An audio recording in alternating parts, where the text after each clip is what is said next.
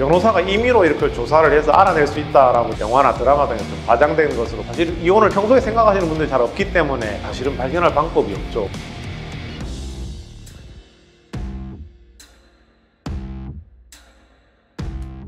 반갑습니다. 법무법인 듣는 황준선 변호사입니다. 오늘은 이혼 소송에서 상대방이 재산을 숨기는 경우가 많은데 이런 재산들을 찾는 방법에 대해서 간단하게 말씀을 드리겠습니다. 상대방이 숨긴 재산을 조회할 수 있나요? 이 소송 절차를 통해서 각 금융기관이나 금융감독원 같은 금융공기업, 국토교통부 등의 사실조회나 문서 제출 명령 신청이라는 것을 할 수가 있습니다. 이 절차를 통해서 상대방 예금의 규모나 보험, 주식 등 어느 정도 파악할 수 있고요. 상대방 명의의 부동산들도 어느 정도는 다 찾아낼 수 있습니다. 가끔 이게 상담하시러 오신 분들이 변호사가 임의로 이렇게 조사를 해서 알아낼 수 있다라고 잘못 알고 계시는 분들이 있는데 그렇지는 않습니다. 변호사가 임의로 개인정보에 해당하기 때문에 알아낼 수 있는 방법은 없고요. 그건 영화나 드라마 등에서 좀 과장된 것으로 보입니다. 압니다. 정상적인 소송 절차를 통해서 재판장의 허가를 얻어서만이 가능하기 때문에 그런 점 좀 유념하시면 좋겠습니다. 사실조회를 하게 되면 상대방이 혹시 알게 되지는 않을까요? 내가 사실조회를 하고 있다는 사실을요?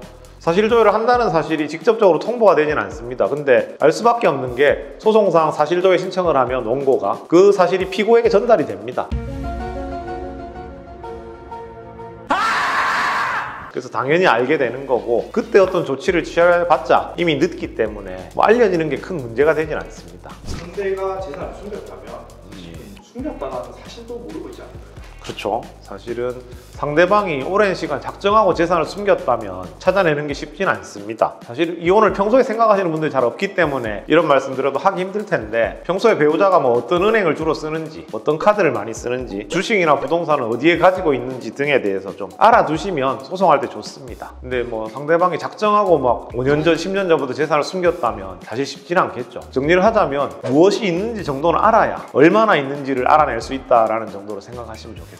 상대방이 어떤 액션을 취할까 걱정이 된다면 소송을 제기하기 전에 보전 처분이란 것이 있는데, 통장을 가압류해 둔다거나 상대방 명의 부동산에 대해서 처분금지 가처분 등을 받아 놓으면 상대방이 함부로 그 재산을 처분하는 것을 막을 수 있습니다. 사실조회 기간은 어느 정도로 되나요? 사실조회 기간 소송 중에는 언제든지 가능합니다. 사실조회하면 빨리 오는 편이기도 하고요. 재산을 추적하기 위해서 다양한 사실조회를 해서 하나의 사실조회를 통해서 어떤 사실을 알고 이걸 기반으로 해서 또 추가적인 사실조회를 하고 하기 때문에 소송이 길어지는 거거든요. 그래서 재산 분할이 합의가 안 돼서 한 푼이라도 더 찾아내겠다라고 하면 소송이 이제 무한히 길어지게 됩니다. 현금 보유나 다른 사람 명의로 된 재산도 파악할 수 있습니다.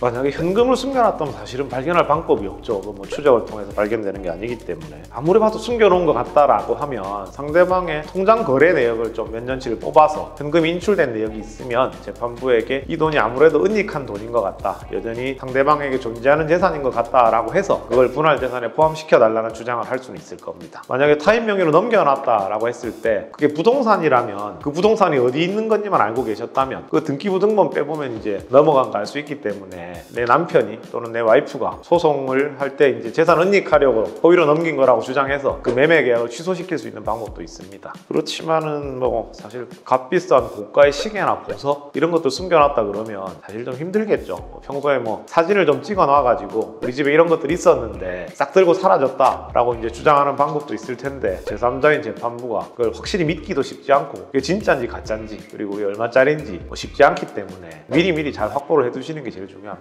재산을 찾아내는 게 사실은 좀 게임 같은 측면이 있습니다. 상대방은 잘 숨기려고 하고 우리는 잘 찾으려고 하기 때문에 성실한 변호사를 만나야만 지속적인 조력이 가능하다라고 생각이 듭니다. 사실 이거 하나하나 찾는 게 쉽지도 않고 찾는다고 찾아지는 것도 아니기 때문에 어느 선에서는 당사자가 좀 결단을 내려야 되는 측면이 있습니다.